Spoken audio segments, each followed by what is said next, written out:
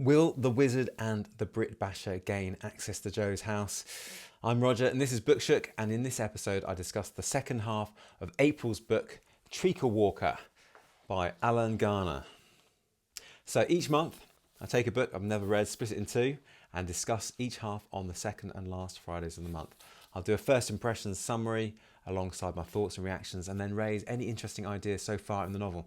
Be aware there may be spoilers. I won't be using any swear words in this podcast, but there is a reference to sexual activity and a murder towards the last 5 minutes of the podcast as I talk about the next book, Light by M. John Harrison. I'd love to share your thoughts and ideas of future episodes, so please leave a comment or start a conversation below. Or if you're listening to the episode, send an email to bookshook@yahoo.com. Welcome to Bookshook. So, this episode is all about the second half of Treacle Walker from chapter 10, that's on page 75. So Treacle Walker bangs on Joe's house to try and come in, and he is invited over the threshold, a bit like a vampire. He explains that the comic is showing the Wizard and Brit Basher trying to get Joe.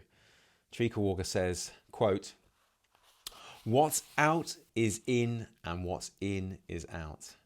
And Joe says that is what Thin Amron also said to him. Treacle Walker implies that the green goo from that pot is what has given Joe the glamour eye. Joe says, quote, "If it had fixed my wonky eye, I'd be seeing everything same road round, not all sorts." And Treacle Walker says, "Would you forgo the gift of both?" Joe says, "Call that a present? I'm neither one nor t'other with it." Treacle Walker says, "Or are you more?" Joe says, "Lay off." Joe slumped on the chimney sill. "I'm fit to strike." It really reminds me of a conversation with a friend I had recently who was long-sighted in one eye and short-sighted in the other. It meant that he didn't need reading glasses or long-distance glasses. Now that final word, strike, is interesting, extending the visual metaphor of dual sight to words. Here we have a mix of meanings: strike, to hit out, or strike, to go on a strike and give up. A clever bit of wordplay to highlight the implied author's idea. Treacle Walker tells Joe that he is from, quote, "the country of summer stars." And then Joe has a dream that he is walking around in the environment outside his house. When he returns, he sees Treacle Walker's wagon, but no Treacle Walker. He's inside his house with the waking version of himself. At this point in the novel, I'm beginning to find it a little bit tedious. I'm thinking, it's a bit of a snooze. How are you feeling about this novel so far? Now, Treacle Walker tells the awake and sleeping Joe not to touch, speak, or look into each other's eyes. Then he plays on the bone from his bag, and we get the very same description as we did in the first part of the novel. Quote, "It was a tune with wings, trampling things, tightened strings, boggarts and bogles and brags on their feet. The man in the oak, sickness and fever that set in long-lasting sleep. The whole great world with the sweetness of sound the bone did play." Nice use of the copy and paste function by the implied author there. Am I being too cynical? Anyway, continuing on, they discuss how the bad characters from his comic escaped into his mirror and how the dreaming and non-dreaming Joe were present in the house. Treacle Walker shows Joe the box of trinkets. None are in there anymore because he took, quote, "the true." And Joe says, quote, "There were lots, it was full." Treacle Walker says, "They were shimmerings, you chose the true." And Joe says, "I don't get you." And Treacle Walker says, "A rainbow is not the light." Joe says, "I could have taken something else." And Treacle Walker says, "And you would have held nothing. There are more matters than philosophy." What does that last sentence mean? It seems to be a bit nonsensical. A weird version of that quote in the play by William Shakespeare called Hamlet. Hamlet suggests that human knowledge is limited. The quote goes, There are more things in heaven and earth, Horatio, than are dreamt of in your philosophy. This makes some kind of sense, but not there are more matters than philosophy. I'm finding the novel very, very mystical and very, very weird, full of empty and meaningless platitudes, like I'm reading some mystical self-help book. I can imagine many people loving this style of strange and elusive writing, but it's just not my thing. Are you enjoying it? I hope more than me. I'm hoping that I might change my mind about the book as I read on. Anyway, the problem seems to be that the wizard and Brit Basher are stuck in the mirror. So even though they can't enter the house because of the donkey-stoned, scrubbed step, they're still able to come out of the mirror, perhaps into Joe's house. Treacle Walker goes out to, quote, observe the imperative, and in response, Joe tries to command his horse, only to find out that he lacks the ability to command with any imperatives. Treacle Walker says, quote, you do not have the words, capital W, like some Winnie the Poohism. We finally learn why Treacle Walker wanted Joe's pyjamas. It was because they were, quote, against the day, and why he wanted the Lambo, because it was, quote, delectable. So yes, they're against the day. You wear them at night, but why is that important? And why has Treacle Walker just sauntered off again? So Treacle Walker, he's left Joe's pyjamas behind and a copy of the comic. And when Joe looks at the Stonehenge kit story, it seems to be the missing week, but the boxes are blank. He tries to smash the mirror, but he isn't able to until finally he uses the donkey stone and falls into the mirror. Everything is mirrored. It reminds me a lot of Alice in the Looking Glass. He goes iteratively into the mirror 9 times until he is unable to anymore. He finds Stone Age kit under his mattress. There seems to be some kind of chase through the mirrors. The empty boxes of Knockout Comet are being filled in. Ultimately, the caption appears saying, quote, phew, that was close, but Wiz is out of the house and he can't get back in. What will happen next, chums? Now, Joe rubs the donkey stone over the mirror to create a threshold that hopefully Wizzy and Brit Basher won't be able to get through. Then Treacle Walker appears and says that it's not all over. Joe says, quote, can you make my eyes proper? I can't tell what's real and what isn't. Treacle Walker says he chose the glamoury and that he could have chosen, quote, shimmerings, whatever that is. Now, Treacle Walker offers to give him back his blindness. And then the novel ends. So there were some interesting ideas in that novel. I like the words that were made up. That final word, "scrike," is interesting, extending that visual metaphor of dual sight words, "scrike" and "strike," to strike and give up. It reminds me of the mix of truths each eye is seeing. Does that make any sense? What do you think? A lot of these made up words seem to have these multiple meanings. Now, unfortunately, Joe uses these made up words as much as everyone else. For example, wazzock. It was a very, very strange book full of mystical ideas of old England.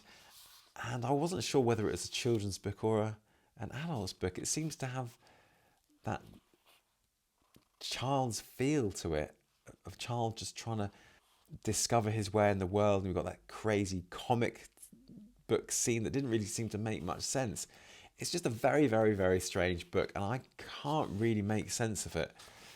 Maybe that's the point. It just does have this very, very, very strange feel about it. And there's only 3 characters, very, very few characters in it. I really enjoyed the first half when there were all those interesting rhymes.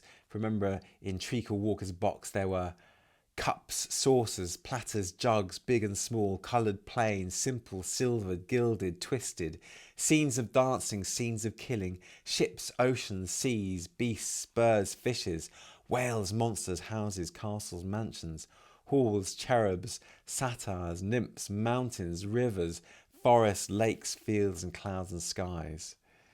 And remember when he played on the flute, made from the jawbone of a man, the quote went, it was a tune with wings, trampling things, tightened strings, boggarts and bogers and brags on their feet, the man in the oak, sickness and fever that sets in long, lasting sleep, the whole great world with the sweetness of sound the bone did play.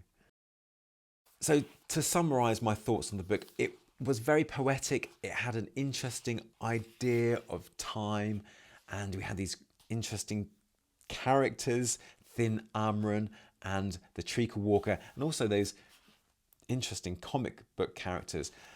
But I couldn't really engage with any of the characters. They felt like cardboard cutouts to a certain extent. I would probably give the book 3 stars out of 5 if I had to give stars. I probably wouldn't recommend it to anyone that I know to read. I didn't like it. It wasn't for me. That's not to say it's not a great book. I think someone who has a real interest in some of the dialect that he speaks about, I think there's a lot of words that maybe went over my head because I just didn't understand whether they were made up or not. For example, wazzock or scrike. Maybe that's a word that's in use in England somewhere or in the British Isles somewhere. I don't know. But it just really didn't ring true for me. There was something about it which I just didn't enjoy. Treacle Walker.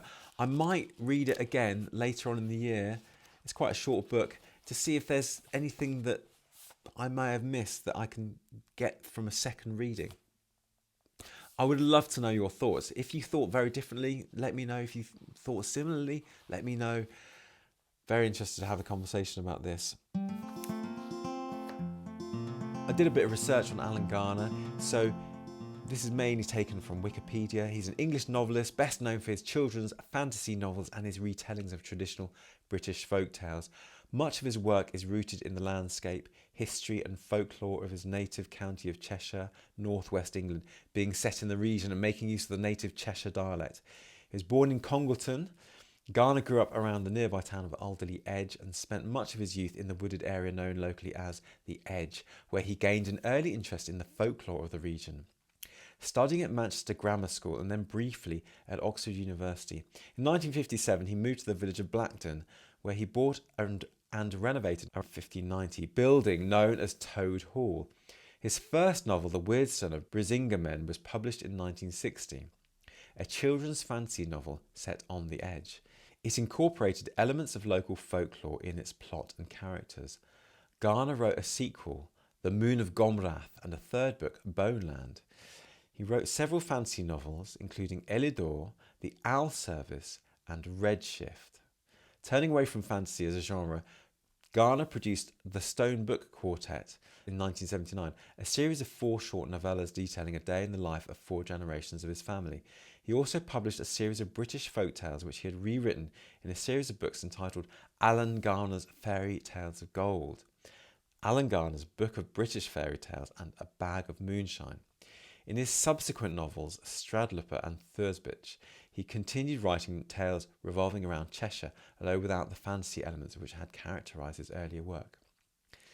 In a 2014 interview conducted with Mike Pitts for British Archaeology magazine, Garner stated that, quote, "I don't have anything to do with the literary world. I avoid writers. I don't like them. Most of my close personal friends are professional archaeologists." He's also been quoted as saying, "I have 4 filing cabinets of correspondence from readers, and over the years the message is clear and unwavering. Readers under the age of 18 read what I write with more passion, understanding and clarity of perception than do adults. Adults, bogged down, claim that I'm difficult, obscurantist, willful, and sometimes simply trying to confuse. I'm not. I'm just trying to get the simple story simply told. I didn't consciously set out to write for children, but somehow I connect with them. I think that's something to do with my psychopathology, and I'm not equipped to evaluate it." The article goes on, although Garner's early work is often labelled as children's literature, Garner himself rejects such a description, informing one interviewer that, quote, "I have certainly never written for children, but instead he has always written purely for himself." Neil Phillip, in his critical study of Garner's work in 1981, commented that up until that point, quote, "Everything Alan Garner has been published for children." Although he went on to relate that, quote, "It may be that Garner's is a case where the division between children's and adult literature is meaningless, and this fiction is instead enjoyed by a type of person no matter what their age." The Oxford Companion to Children's Literature quotes him as saying, quote, an adult point of view would not give me the ability to be as fresh in my vision as a child's point of view, because the child is still discovering the universe and many adults are not. Philip offered the opinion that the essence of his work was, quote, the struggle to render the complex in simple, bare terms, to couch the abstract in the concrete and communicate it directly to the reader. He added that Garner's work is, quote, intensely autobiographical in both obvious and subtle ways. Highlighting Garner's use of mythological and folkloric sources, Philip stated that his work explores, quote, the disjointed and troubled psychological and emotional landscape of the 20th century through the symbolism of myth and folklore. He also expressed the opinion that, quote, time is Garner's most consistent theme. The English author and academic Catherine Butler noted that Garner was attentive to the, quote, geological, archaeological and cultural history of his settings and careful to integrate his fiction with the physical reality beyond the page. As a part of this, Garner has included maps of Alderley Edge in both the Weird Stone of Brisingamen and the Moon of Gomrath. Garner has spent much time investigating the areas that he deals with in his books. Writing in the Times Literary Supplement in 1968, Garner commented that in preparation for writing his book Elidor, quote, I had to read extensively textbooks on physics, Celtic symbolism, unicorns, medieval watermarks, megalithic archaeology, study the writings of Jung, brush up my Plato, visit Avebury, Silbury and Coventry Cathedral, spend a lot of time with demolition gangs on slum clearance sites, and listen to the whole of Britain's war requiem nearly every day. Then the article goes on to talk about his recognition and legacy. In a paper published in the Children's Literature Association Quarterly, Maria Nikolaeva characterised Garner as, quote, one of the most controversial authors of modern children's literature. In the 50th anniversary edition of The Weird Stone of Brisingamen, several notable British fantasy novelists praised Garner and his work. Susan Cooper related that, quote, the power and range of Alan Garner's astounding talent has grown with every book he's written, whilst David Almond called him one of Britain's greatest writers whose works, quote, really matter.